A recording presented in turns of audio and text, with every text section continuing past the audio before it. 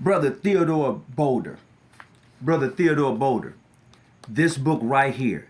You remember you brought this to my house when you got to California. You drove from LA to my house in San Diego and dropped this off to me.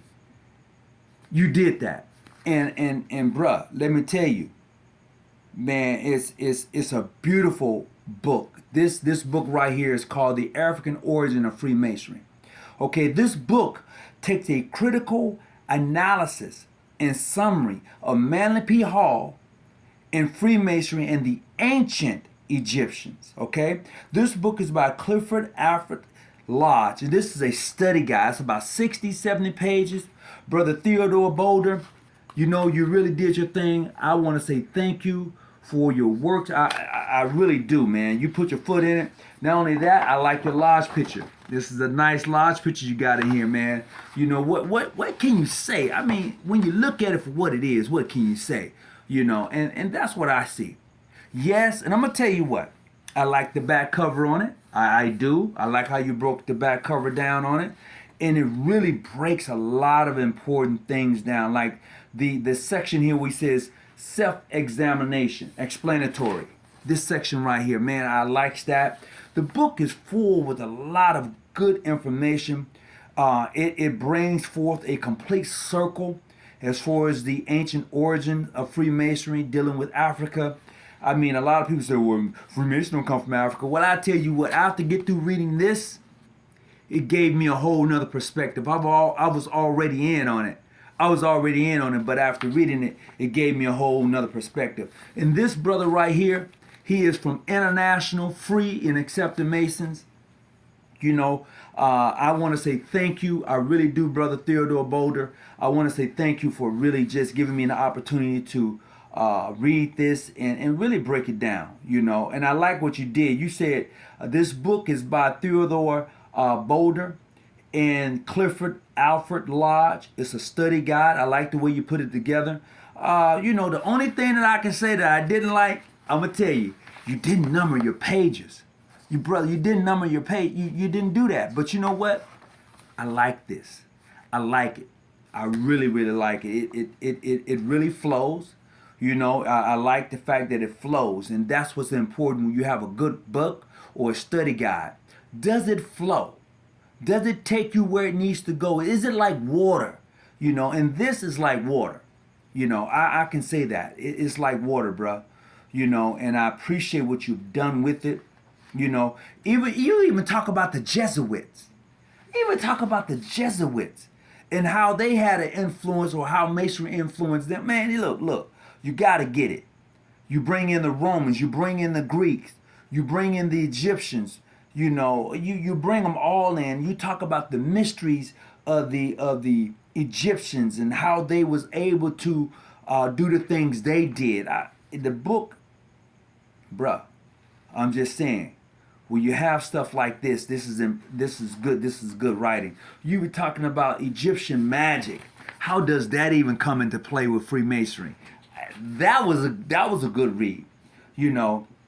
And you broke down how Manly P. Hall was even talking about super physical superstition. You went deep, bro. You really did a good job, and I want to commend you on a great book. You know, I mean, the more I flipped through it, the more I read. You know, your forward. I like your forward in here. That was good. And you really did the highest degrees in the Egyptians initiation. That one right there, this here right here, that's gonna get you. That's gonna get you. Real talk, that's gonna get you. You know, it breaks down those three principal aspects and how they went through those 3 degree rites in the Egyptian initiation ceremonies. I like that. You even talked about Dr. John Henry Clark.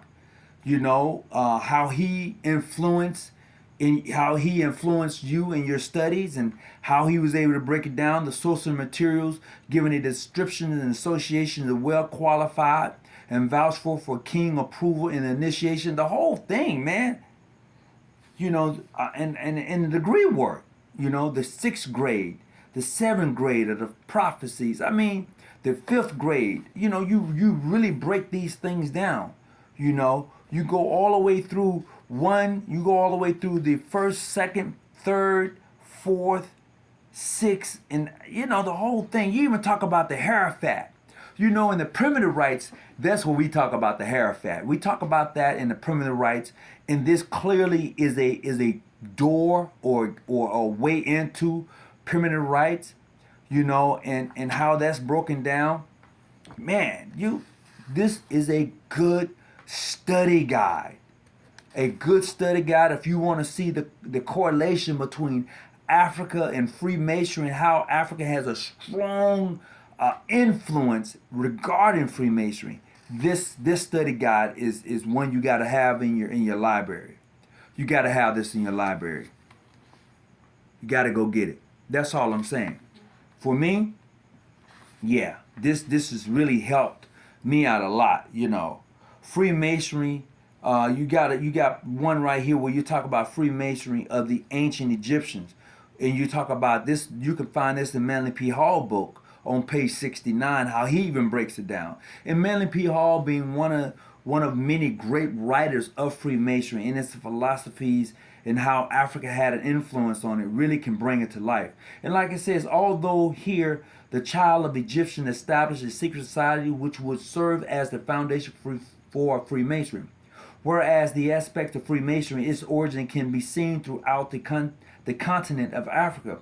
It proves the best documents and organizing an example. The Egyptians and all of the ancient people were the most learned of the occult sciences and nature, the wisest of the philosophers from other nations visit Egypt to be initiated into the sacred mysteries of the priestess. It is true. It is so true. I mean, just to reach you a glimpse of what's actually in here. It talks about Plato, you know, and him and who was Plato and him being a Mason and going through certain rites and ceremonies.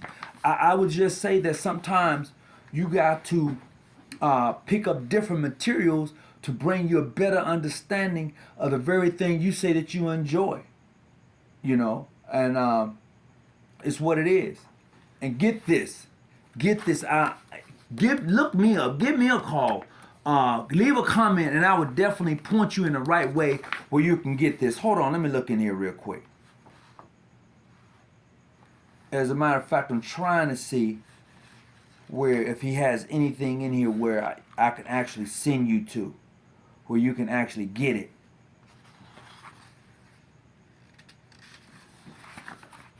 You might be able to get this on Amazon. I'm not sure. Well, right here it says, all rights reserved. No portion of the pamphlet may be reproduced by any process or techniques without the express consent of the author. So look, the author is Theodore Boulder. You know, this is a study guide, Clifford Alfred Lodge study guide. But Brother Boulder, who's a member of the International Free and Accepted Mason, wrote this book. He wrote this study guide. It's in depth. I got to give it to him. I'm asking you to support this brother. Go out, check his study guide out. If you are anyway interested in the African concept and how it had its influence in Freemasonry, this study guide is one you got to have. You got to have it. That's all I'm going to say. And I appreciate it. Until next time, look, keep your light on, stay out the bushes, and get that study guide. I'm out.